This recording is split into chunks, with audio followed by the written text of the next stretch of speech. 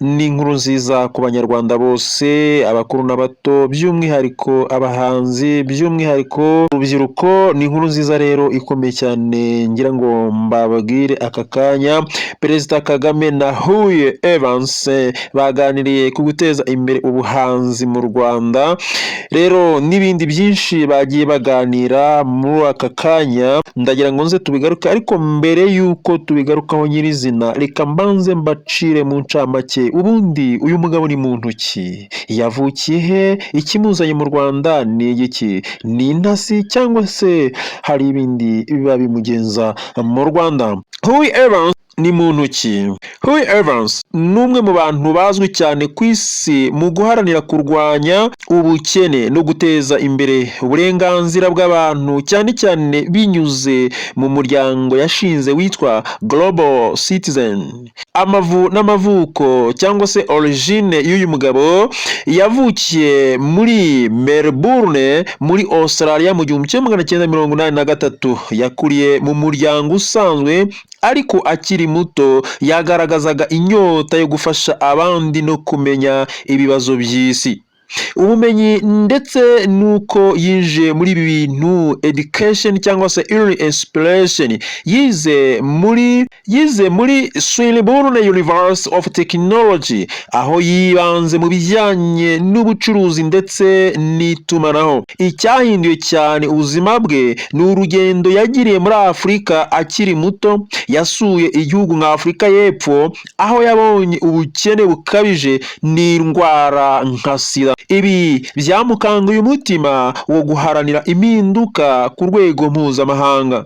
Intangiriro y'ibikorwa bye cyangwa se early activism mu mwaka w'ibihumbi 2008, Huye Evans yatangije umuryango witwa The Oaktree Foundation ugamije guhuza urubyiruko mu kurwanya ubukene ku isi. Uyu muryango wagaragaje ko urubyiruko rushobora kugira ijambo rikomeye mu bibazo by'isi. N'iryari yashinze Global Citizen. Nyuma y'iyo ntambwe yashinze Global Citizen mu mwaka w'ibihumbi 2012. Ese intego y'uwo muryango yari iyihe? Intego yawo yari ugukura ubukene bukabije ku isi, gushishikariza abayobozi b'ibihugu gufata ibyemezo bifasha abaturage, guhuza abantu ndetse n'ibyamamare mu bikorwa by'impinduka.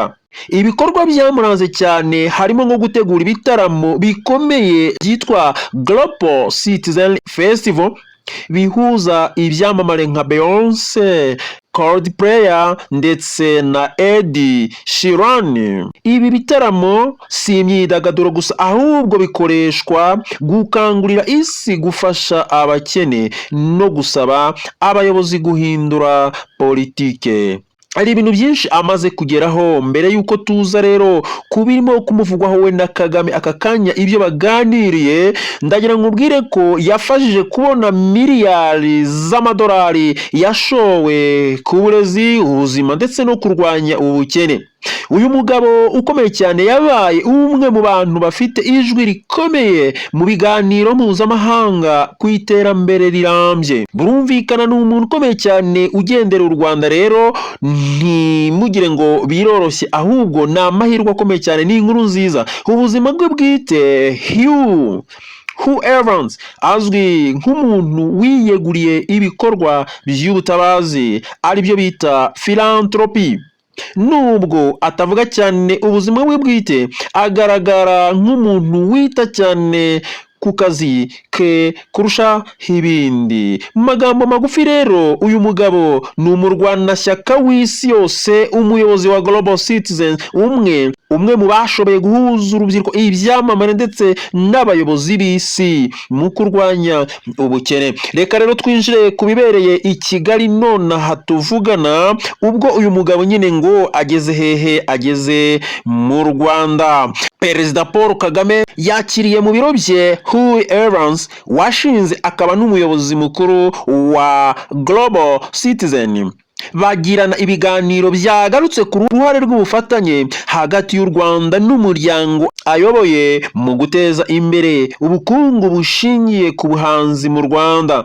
Perezida Kagame na Huey Evans baganiriye ku guteza imbere ubuhanzi mu Rwanda. Perezida Paul Kagame yakiriye mu biro bye Huey Evans washinze akaba n'umuyobozi mukuru wa Global Citizen. Bagirana ibiganiro byagarutse ku ruhare rw'ubufatanye hagati y'u Rwanda ndetse n'umuryango ayoboye mu guteza imbere ubukungu bushingiye ku buhanzi mu Rwanda, ndetse n'ibindi bikorwa bikomeje gushyirwa mu bikorwa mu nzego z'ingenzi zirimo ubuzima ndetse n'uburezi. Uyu mugabo yari mu Rwanda aho yari yitabiriye igitaramo cya Move Africa cyari giteganijwe ku mugoroba wo ku itariki ya 17 muri BK Arena hari mu mwaka wa 2026. Kikaba cyararirimbyemo umuraperikazi ukomeye muri Amerika witwa Doja Cat. Ntuzacikwe n'amateka ya Doja Cat,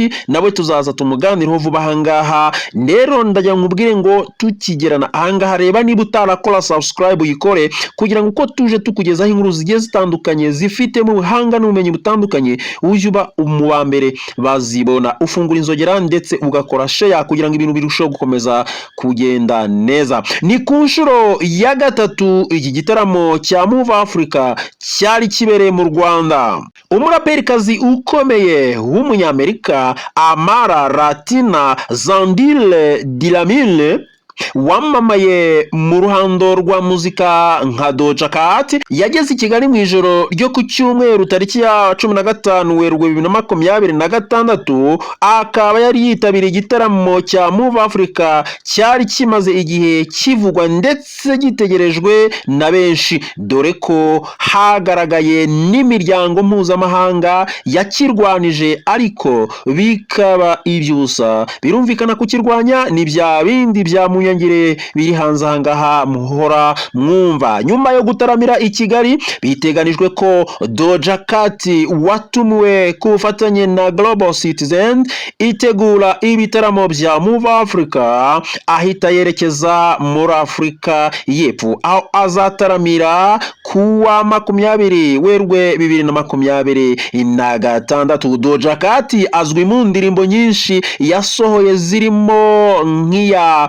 You Right, Need to Know, Woman, Get Into It n'izindi. Move Africa uyu muhanzi yitabiriye yatangijwe mu 2023 itangirira i Kigali mu gitaramo cya mbere cyitabiriwe n'umuhanzi Kendrick Lamar mu 2024. Uru rugendo rwerekeje muri Ghana, naho muri 2025 rwerekeza i Lagos muri Nigeria, aho rwabereyemo igitaramo cyaririmbyemo John Legend.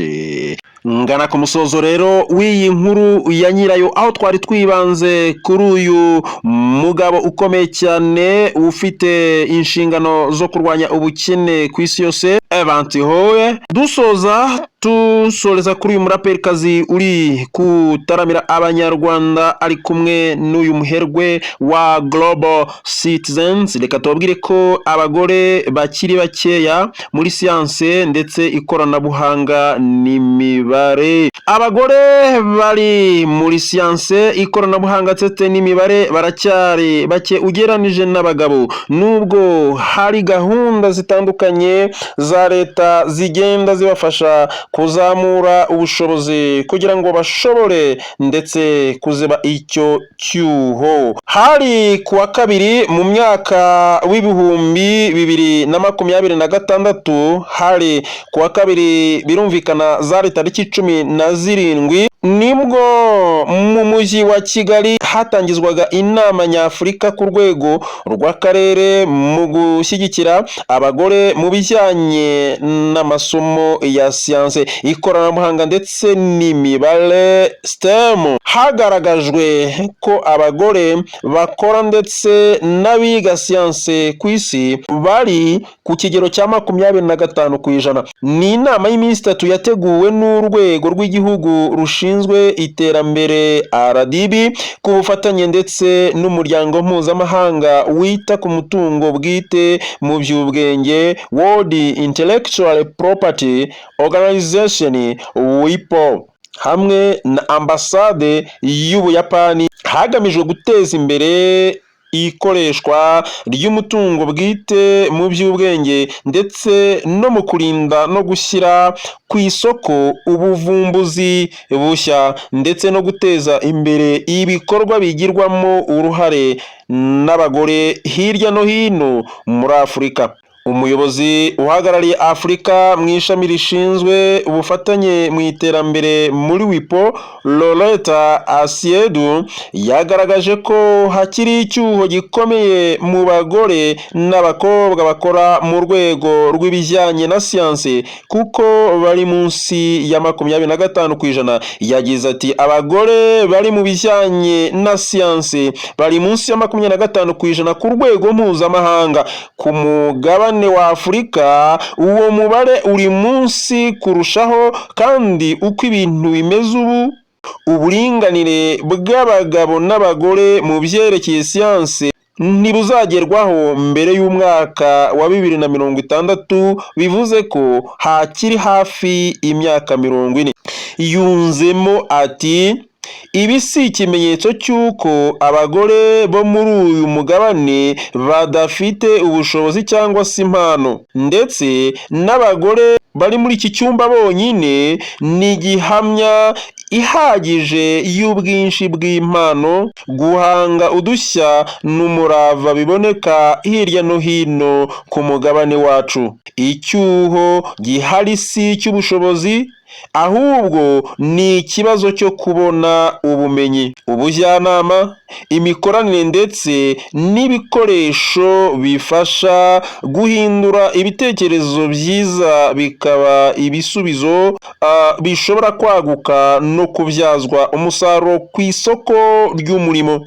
Umuyobozi w'agateganyo ushinzwe gutanga impushya z'ubucuruzi muri RDB, Acting Chief Licensing Officer Richard Kayibanda, yavuze ko nubwo imibare igaragaza ko abagore bari mu bijyanye na siyanse bakiri bake, ariko gahunda zitandukanye za leta zijyanye no gushishikariza abagore n'abakobwa kwitabira ibijyanye na siyanse zituma iyo mibare igenda yiyongera. Ati ubundi umutungo bwite mu by'ubwenge uturuka mu bijyanye n'ibikorwa by'ubuvumbuzi no guhanga udushya.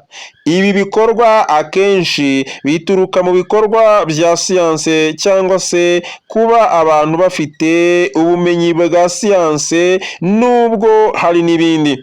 Usanga imibare y'abagore bandikisha imitungo bwite mu by'ubwenge ijyanye n'ubuvumbuzi ikiri hasi. Usanga muri rusange ijanisha mu myaka 3 ishize mu byandikishijwe muri RDB abagore bakigaragara nk'abari munsi ya 7% by'ibikorwa by'ubuvumbuzi muri rusange. Bamwe mu bagore n'abakobwa bitabiriye iyi nama bavuga ko ari ingirakamaro kuko ifite gahunda nyinshi zigamije gufasha abagore n'abakobwa bari mu bikorwa bya siyanse n'ikoranabuhanga. Rita Inema Wizeye ni umwe mu bakobwa bafite uburyo bw'ikoranabuhanga bufasha abantu kurwanya no guhangana n'ibibazo byo mu mutwe hakoreshejwe umuziki n'ibikorwa by'ubugeni. Avuga ko birimo kwerekwa gahunda nziza zijyanye n'igihe bagezemo. Yagize ati mu gihe tugezemo ikoranabuhanga niryo riyoboye, rero nitwinjira mu bintu by'ikoranabuhanga bizadufasha kugira ngo tubashe kugera kure hashoboka nk'aho abandi barimo kugenda bagera. Nashishikariza n'abandi bakobwa bagenzi banjye kwitabira ibintu biri mu isi y'ikoranabuhanga kuko niho isi irimo kugana. U Rwanda ni kimwe mu bihugu bishimirwa kuba byarafashe iya mbere mu guha amahirwe abakobwa n'abagore angana n'ay'abasaza babo aho mu ishuri rya Rwanda Coding Academy ryigisha ibijyanye n'ikoranabuhanga, abakobwa bagomba kuba ari 50% n'abahungu bakaba 50%. Murumva rero ko iyi ni inkuru nziza ku banyarwanda, kandi inkuru nziza cyane. Bahanzi rero banamukire batoya, ntimucikwe gukomeza gushyiramo imbaraga kuko murashyigikiwe rwose. Umukuru w'igihugu ahura n'abo ngabo bakomeye kugira ngo barusheho guteza imbere ubwo buhanzi. Rero abatarama nabo bazasaza, hanyuma namwe muze mukurikira, mushyiremo courage rubyiruko. Nanjye nsoza ngira nti imbere ni heza, nta mpamvu yo kwiheba, ugihumeka ngihumeka.